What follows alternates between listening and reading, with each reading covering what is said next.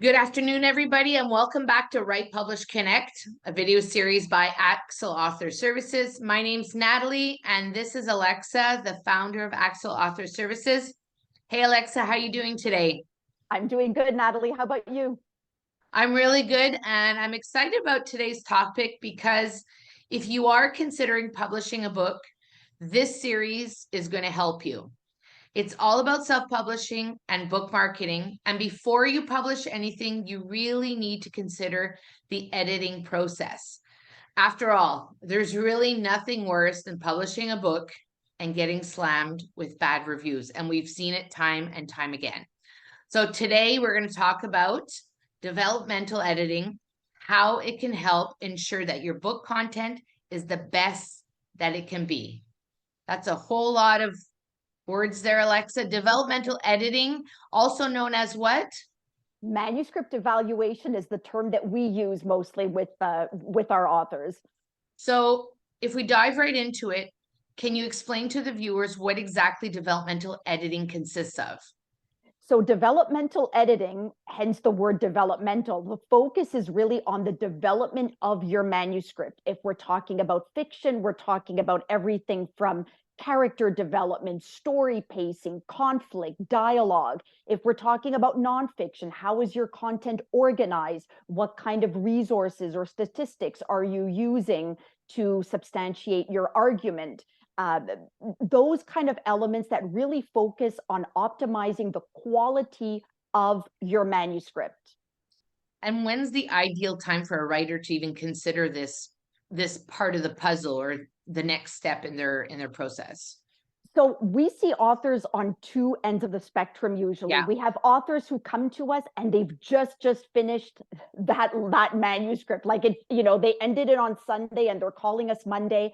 So that is not the ideal situation. And then we have authors who are like, oh, my manuscript is just in the process of being formatted, but I think it could use another look. So neither of those scenarios is ideal. I think, why do you not want to tackle it too early in the process? It's really important that you sit with your first draft a little bit. You want to feel familiar with it. You don't want to find yourself just, typing in the end and then, okay, somebody else is immediately reading it. Yeah. So give yourself a little bit of time and give yourself that opportunity to go back on your own, because frequently after a couple of weeks, you'll go back to the manuscript and you'll see things that you already know instinctively you need to change, you need to improve. So give yourself a little bit of that time. And then there is definitely the opportunity to look for a developmental edit. Don't do it too early, because some things might be pointed out that you already felt. And nothing is worse than sending a manuscript. We have that too. Authors will send it, which is a huge leap of faith. Let's acknowledge that right off the bat.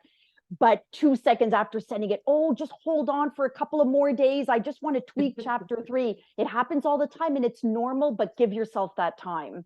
Yeah.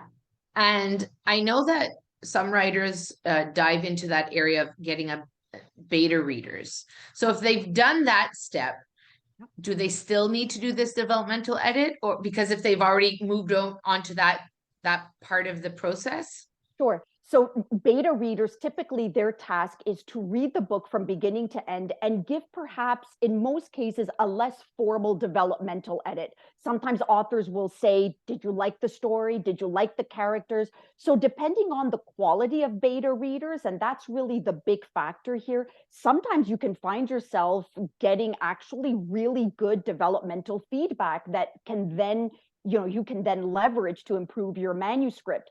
I still think that generally speaking, nothing beats the quality of a developmental editor. The thing with beta readers is, unless you really screen them properly, you might have a range of readers looking for different things. So all of a sudden, one reader says, oh, I don't usually like fantasy, but this was okay. Well, maybe that was not the right beta reader to begin with. So I think it all boils down to the selection process, the screening process for your beta readers. But in all honesty, it really, nothing beats having a qualified person really do a deep dive in your manuscript and provide you expanded feedback.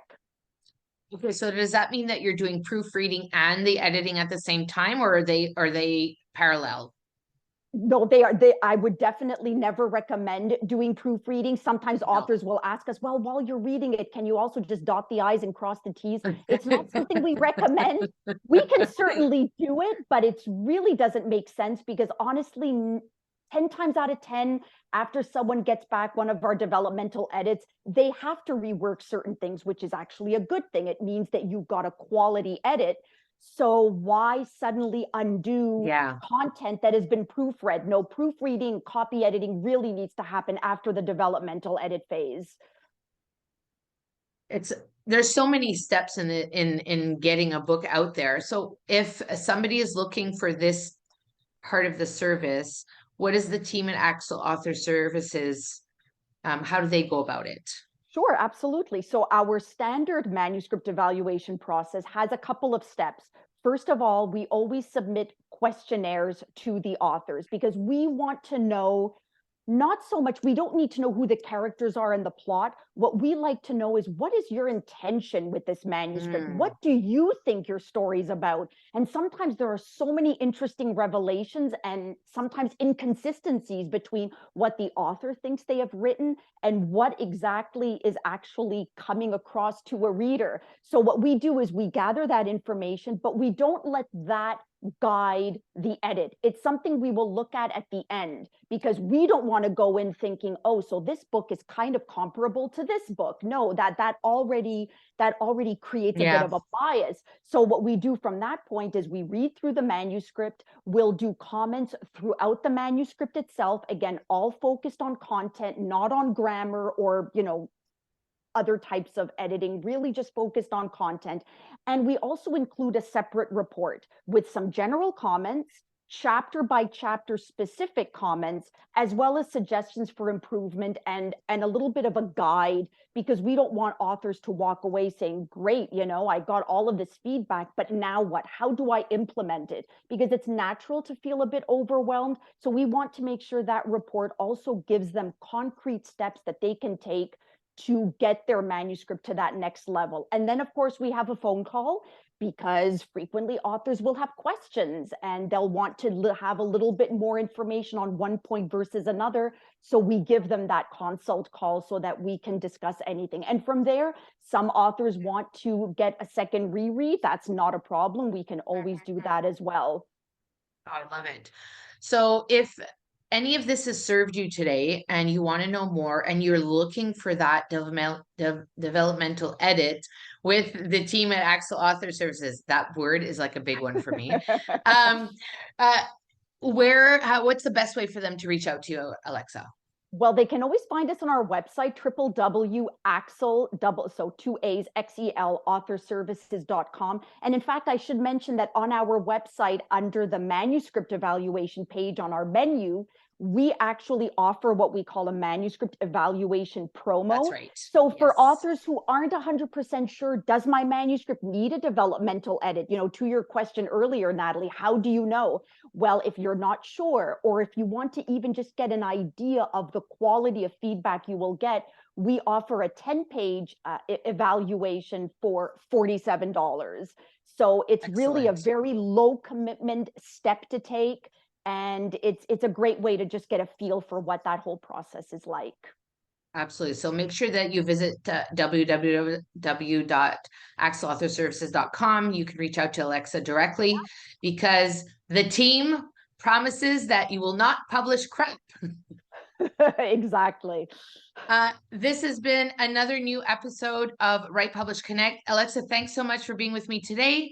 I look forward to the next episode. Whatever you choose to do, folks, have an incredible day. Bye for now. Bye-bye, Natalie. Take care.